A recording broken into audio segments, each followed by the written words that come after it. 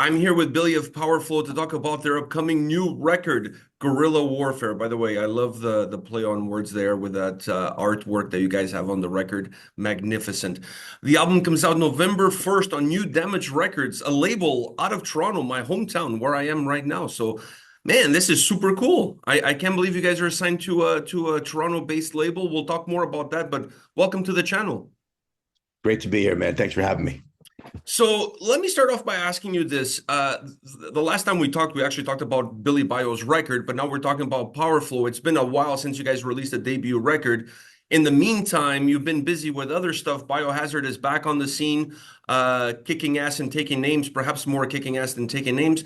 And I thought when that got announced that maybe Powerflo was going to go on the back burner because maybe you wouldn't have too much time, but now there's a new record. So how do you find time for everything? Um, I don't know. I think having kids helped me turn the day into 36 hours instead of 24. But there's no end to my creativity, and it's something that is my biggest blessing and biggest fucking downfall because it pulls me away from so many other things because I can't turn it off. I can't stop creating. Um, and I'm lucky to have friends that can put up with that energy and hang with me and help me bring that to light, whether it's Powerflo or Biohazard or Billy Bio. Billy Bio simple. There's nobody to bounce ideas off. It's just me. But I'm psyched about the Powerflo record. We've been working on this for a bit. And it finally coming out November 1st. Yes, New Damage Records, Toronto based, Go Maple Leafs, and Blue Jays. But so it's a great record. We're really proud of it. Sen and I and Christian have worked hard on this record. And I can't wait for it to come out. I think people are going to enjoy it. I've enjoyed it.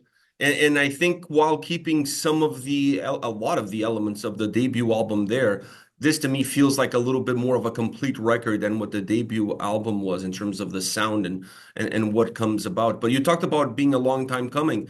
Was it difficult for you to set some time aside to work on this record? No, I don't sit there. I don't make records. I write songs. And that's always been the way I looked at things. I don't sit down and say, okay, time to do a new Powerflow record or time to do a new Billy Bio record or a new Biohazard record. I'm always writing. And there's comes a point where those songs jump off the screen or jump off paper and say, yo, I'm a record. Look at these songs. Look at my brothers and sisters. We all fit together. We're a family and we're called Guerrilla Warfare. You know what I mean? Or State of the World Address or Urban Discipline or whatever the other records I've made. And that to me helps me keep things in perspective because I think most important is to focus on a song. It's an expression. It's a creative release from some inspiration somewhere. And we make something out of nothing, and that becomes something huge that lives forever. And when I'm dead and gone, the music lives on. So that is, I think, the best way for me to focus on being creative is if just focus on what the idea is.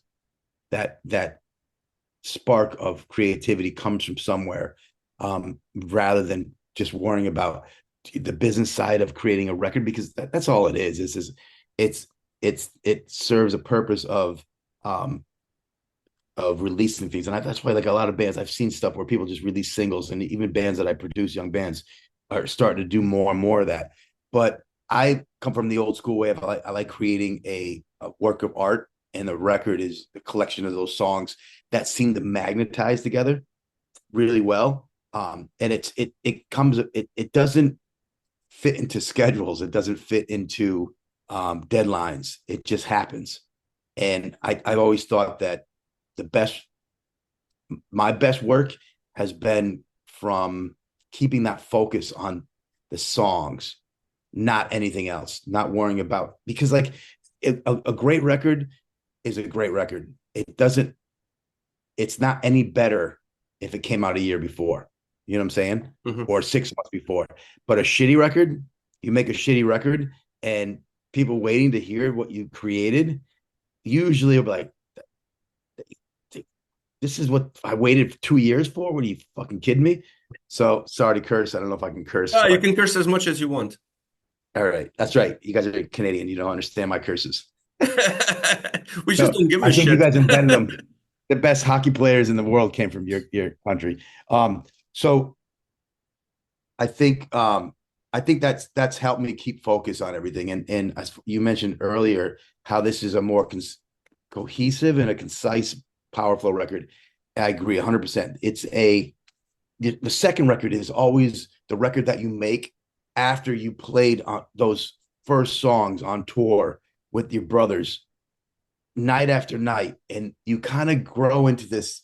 You kind of metamorphosize into this new level of tightness, of friendship, of being a band, and that record either makes or breaks you.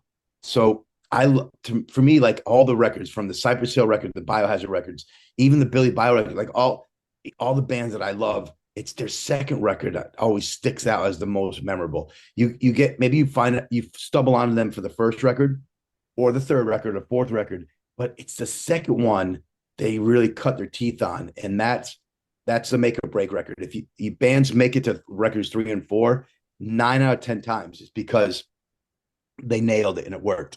Sometimes you get the occasional band who it's just the singer and he kicks out or she kicks out everybody in the band and they're holding on to something. But that magic, once it's there and it's harnessed, it's the second record where it's harnessed the best, in my opinion. And I agree with you 1,000%. That was obvious. A lot of things you said to me was obvious when I was listening to the record. One of the things was the elements of playing live. To me, this record, I felt like you guys were in my living room playing. Like it had that. I pre-recorded my review already. I called it like this street vibe to it. Like I felt like you guys were playing like on a playground, and I'm just listening to it. It has such a raw feel vibe, but that doesn't mean the production behind it doesn't have quality. So you guys were able to create a production that offers quality to the sound, but still keeps that raw, live, kick-ass, hardcore energy into it. And I think that is really hard to capture to be able to have both of those worlds together. 100%, dude. I've been trying to capture that with Biohazard for years. It wasn't until I met Tui Madsen, and he mixed the first two Billy Bio records, and he mixed the new Powerflo record. He was able to capture. I look at it like this: there's the record in your head that you want to make, and there's the actual factual record that you create, and then when you're done, you look back and you're like, I wish I would have done this different. I wish we would have mixed it with the drums a little louder, or the drums were a little bit bigger, or it was more raw. Chewy Matson helps me. The first person I ever worked with as a mixer, specifically, that captured matching all those goals. He captured the record I wanted to hear. The record is what it is, and in the end, I wouldn't change anything. So, the new Powerful record, Guerrilla Warfare, has that rawness, but it's a level of production. It's definitely way more aggressive than the first record, in a lot of ways, sonically too. That first record we did with Energy with Jay Baumgartner, who was awesome to work with, did a lot of great stuff. And this record is kind of like I look at like we spent so much time on tour that kind of stayed in our veins, and even though COVID was in the middle of that, it was the memories of what we created on tour, spending so much time together for that span of time, that it was still the lasting memory and the last memory we had working together. So it stayed there. Like we played our last show in LA at Persian Square the night before COVID shut the world down. And it was up with Insane Clown Posse, and everybody was walking around like zombies. Nobody knew what was going to happen. There was rumors that everybody all the cities were shutting down, and we played a show, and that was it. That was the last show. So I think that's great to hear that you feel that, and I feel the same. And I feel it both in the sound and in the vocals, because I love those. I don't know if you want to call it choirs, but those backing vocals, those your bros in the back when you're playing those vocals coming in. It's something that I really enjoy because it kind of gives you a little bit of a live vibe because in a live setting, the audience can sing along with you guys. So we get to kind of hear that and experience that on a record setting, which I think it always adds incredible value. And you guys didn't overuse it either. It's not like it's in every single song. So kudos to you guys. Thank you. Finding the right formula and not abusing it. Thank you, brother. I fucking love it. I'm And glad and we. and I have to say, because you mentioned you look at songs, but when you finish the product, do you then listen to the album and say to yourself, "Man, we did this better than the last." Do you analyze the records, or are you what's done, it's done. You're just focusing forward. Yeah, it's what's done is done. Like you always do the best you can. And to me, I always try to. You got to raise the bar. It's obvious why all my records were came out the way they did, from lyrically speaking, lyrical side, to the music, to the production. And with Powerful, it's a logical step and a logical growth. You know, those songs, they sound more live, more energetic. We know there's elements on the first record that playing them live, we're like, oh, this works great live. What about this? And there was moments I remember rewriting things right up until the last minute of working on the first debut record. So with the new record, Guerrilla Warfare, it was more focused. There was no guessing. We weren't worrying about a debut. Not that we were worried about the first record at all. We weren't even a band. I think I talked to you about this. We didn't have a name. We finished the record and didn't have a name. We weren't a band. We were just a side project. And then we had so much fun together, we became a band. This record we did as a band. It was great to really take everything that really kicked us in the ass on the first record and purify it and make it even more powerful and potent. And that's what I think we accomplished. Oh, for sure. And by the way, this album, I also felt there was a lot more guitar focused than the previous record. At least we get I don't know, a more umph out of the guitars. I love the solos. There's a lot of like old school stuff with kicking off a song with a solo. When it comes to the guitar sound on this album, is that the element that you spent the most time working on? Yeah, it's definitely the more metal side of Yeah. my influences. Um, and the lead work is great. We had some great guests. I didn't play, I haven't played more lead on a record in my whole career. So there's filled with a lot of fucking great stuff. And great players, from Ernie C. Phil Demo, we just dropped a single with him on it. Ernie C's plays on the title track, which was the first single, Guerrilla Warfare. We have Dan Palmer, who plays with Billy Bio. He did a rip and lead. Joey Z from Life of Agony plays on a song. So it is a guitar heavy record, but to limit and say it's guitar heavy kind of makes it minimalizes that other parts are also awesome. The drumming's great. The I bass pushed is outstanding. yeah.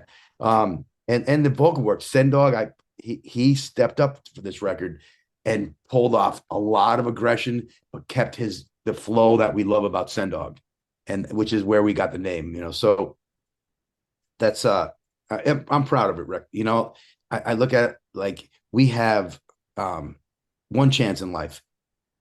Do the shit fucking right to the max.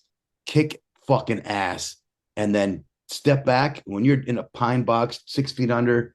Just know that you fucking did the right thing, because and you made everything everything you could put your fingers on. You made it the best it could be, and that's what I do with everything. It'll kill me, but I'll be proud of it. Just know I didn't quit. Well, that middle section of the record killed me with Headstrong and Isolation. Those two songs back to back. Holy shit. It's like you're on the ropes with the first one, and then the second one kind of puts the final touches on your knockout. What a fucking back to back bangers there. Those two tracks, you guys have to play them live, right? Yeah, dude, I can't wait to fucking get on the road with Powerflo. There's two things. This record was the hardest record to sequence. And a sequence is, as you know, but people who are watching, it's the order of the songs. I still make it, to me, I still look at it as an album, and I listen to records from start to finish, the whole thing. And the way the songs flow together, this one was the toughest. because there's so many bangers, and I like the dynamics of everything, fast, slow, loud, soft, melodic, heavy, all these things, and the elements that we have, everything on this record, it's so prominent in all the songs. It was tough to come up with, and I still have, there's like I use iTunes, and I put my songs in there, and then I try different arrangements and different sequences. So I still have all the sequences, and there's not one that's weak. They're all great. So even looking back, I remember we did a sequence to put the record in. I think uh, I'm a Killer is first, but Headstrong was going to be first. Um, and there's like 4 or 5 different. I could look it up actually on my computer, but that's when you got a good fucking record. When no matter how you shuffle it up, it still kicks ass. It's funny that you say that because I honestly think I'm a Killer is a great opening track because there's a lot of elements of that song they're gonna blossom throughout the rest of the record. So having that as your opening track, it's kind of like the great calling card for what the rest of the album offers. So I really like that. I'm a kind of guy that when I get a new album, I shuffle it around to see if I like a better track listing than the one that I'm given because I like to criticize the track listings all the time. And the way I mention it on my pre-recording of the review is that I felt like this is almost a compilation. It has all singles, right? So it doesn't matter how you shuffle them around. It's about the individuality and the strength of the individual songs, not necessarily about one song needing another in order to give strength to the collective. So you can put them in any order you want. I don't think you're going to lose any of it. The record is the record. Thank you, dude. That's to hear that. Like that's so great. I never heard that before, and I made a lot of records. It's a compilation. That's great. I'm going to quote you on that. Anytime. Yeah, I think my focus is only on a song. That's it. Any day of the fucking week, week of the month, any month of the year, any year in the decade. It's just one song at a time. That's it. And I'm not worried about anything else.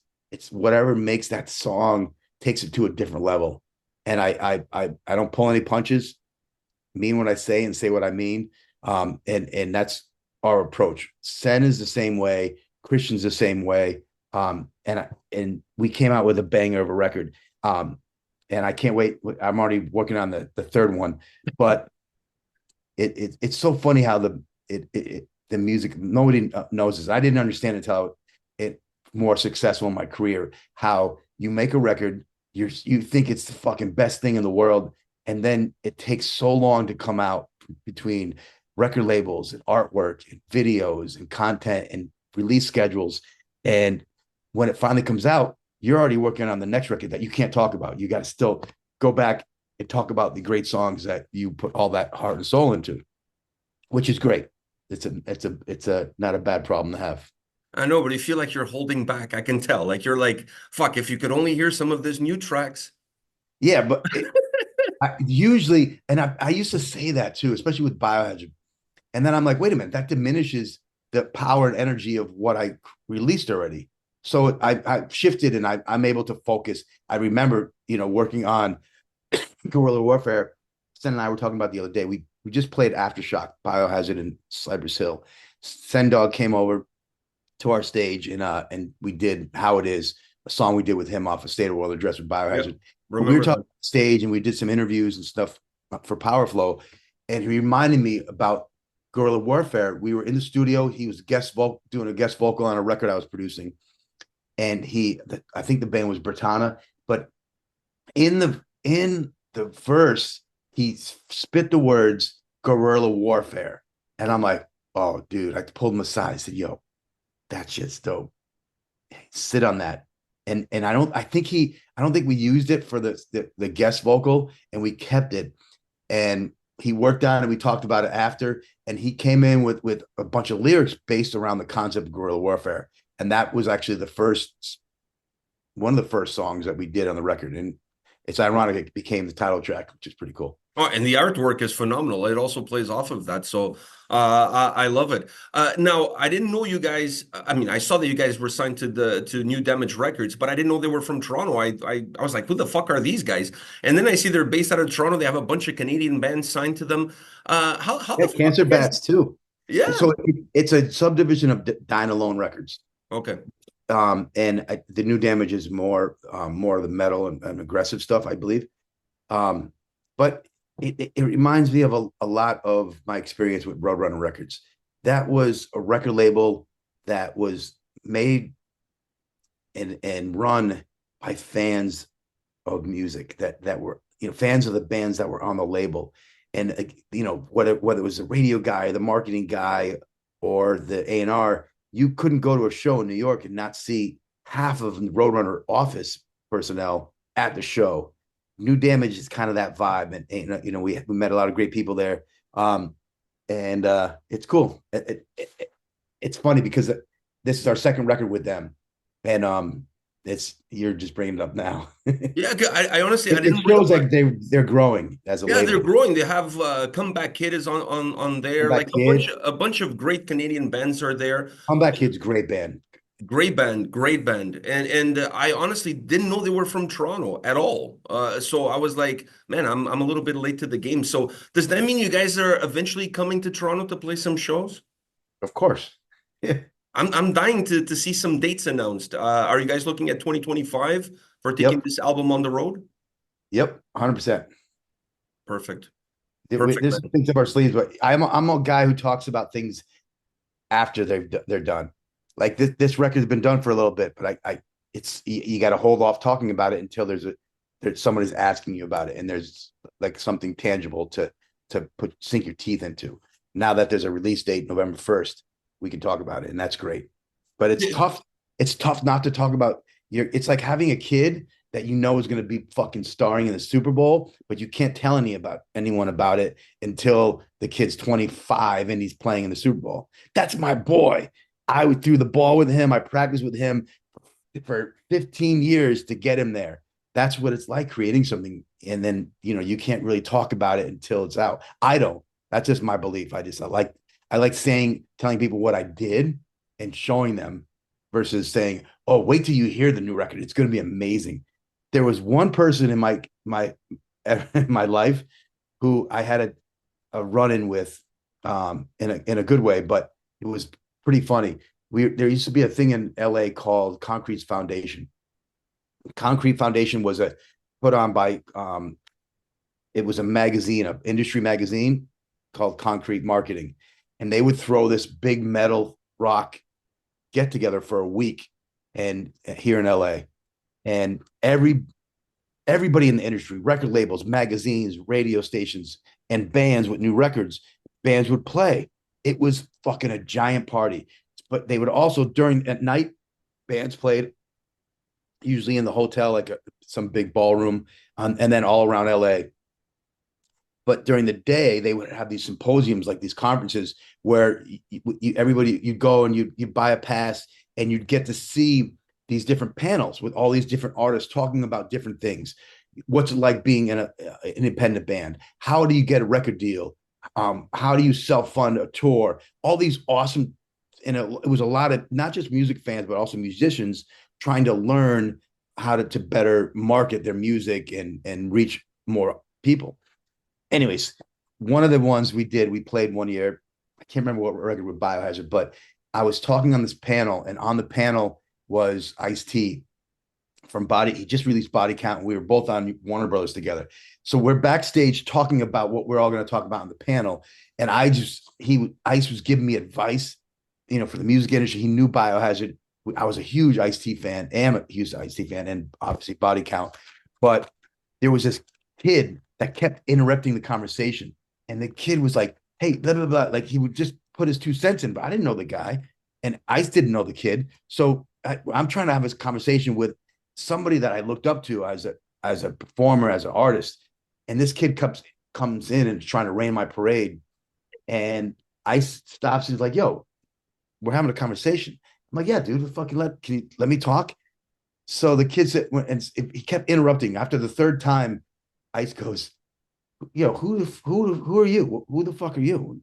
And the kid goes, I'm the singer of, and he said his name, the band. And we're like, never heard you guys. He goes, and he said, don't worry, you will. And we're like, what a fucking cocky motherfucker. And Ice and I have big balls. but that's a little. It was like over the top cocky. So, but it was Scott Weiland from STP, Oh, and wow. that was the band. They didn't release their record yet, and he said, "I'm in a band called STPs." Like, what's that stand for? Stone Temple Pilots. We're like, never heard of you. And he said, "Don't worry, you will." And he was right. Rest in peace. But anyways, so What a story, man. yeah, I don't know why I get off into that tangent. You said something that sparked that memory, but No, I thought but I think those kind of panels are really cool. I actually participated in one myself this year at Inferno in Norway, about like podcasters, YouTubers, and how we are spreading music now, and more fans are yeah, consuming music through us and discovering bands through us than they are through magazines. So I think these panels are great, not just for fans, but for the industry itself, because you have to keep reinventing, maybe not reinventing, but finding ways of getting to the people that want to hear what you have to say. yep, hey man, you guys are like the new. It's like the new MTV, Yeah, it's and just you don't have to wait for Headbangers Ball once a week. you get it whenever you want. It's perfect. Exactly. I I know, remember that those were slim pickings. We had to wait for Saturday night, and hopefully, like the video would come on, and the VCR was ready for us to press record and get the fucking video on. Man, those 100%. were the days. It was a good part of life, and the people who didn't get a chance to experience it, they're blessed with having everything at their fingertips like we have now. But it was something about going through that extra work just to push record and get that video and capture it and rewatch it. You know, I remember when you guys released the New World, the State Union with Biohazard. You guys did a studio thing with MTV where they came in the studio and they recorded like you guys talking about the making and writing the lyric. Man, I watched that shit. I don't know how many fucking times. I thought that was really cool. You guys need to do something like that again. it was great. That was with our friend Dominic, who's still a great friend, and they it was really cool. I remember we did like 3 weeks.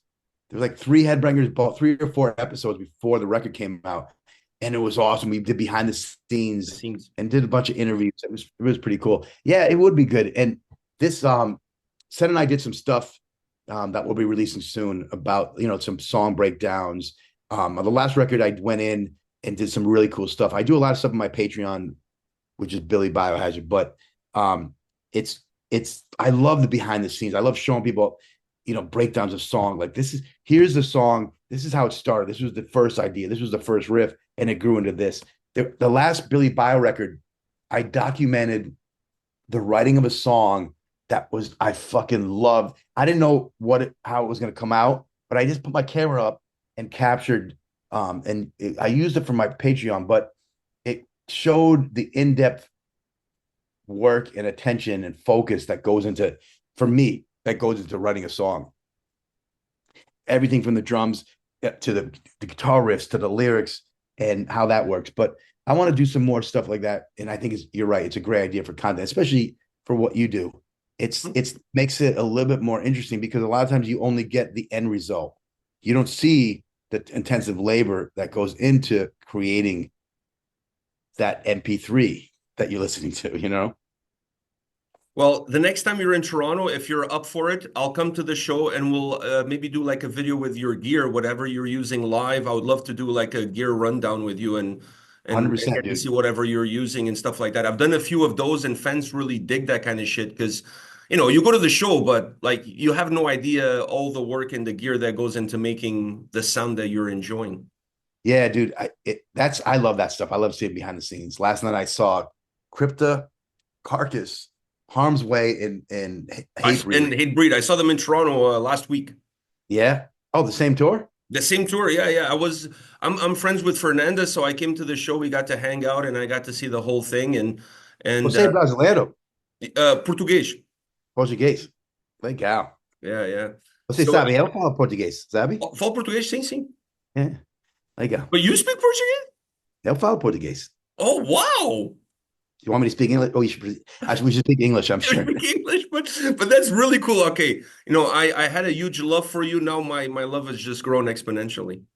Dude, I'm not a big fan of bacala, uh, right? Yeah, No, not bacala. bacalhau. Yeah, yeah, yeah. Bacalhau, yeah. But everything else about the culture, the language, the people, I absolutely love Portugal and Brazil, of course. I married an awesome Brazilian woman. Our children are Brazilian, Okay, so that Brazilian explains it. American.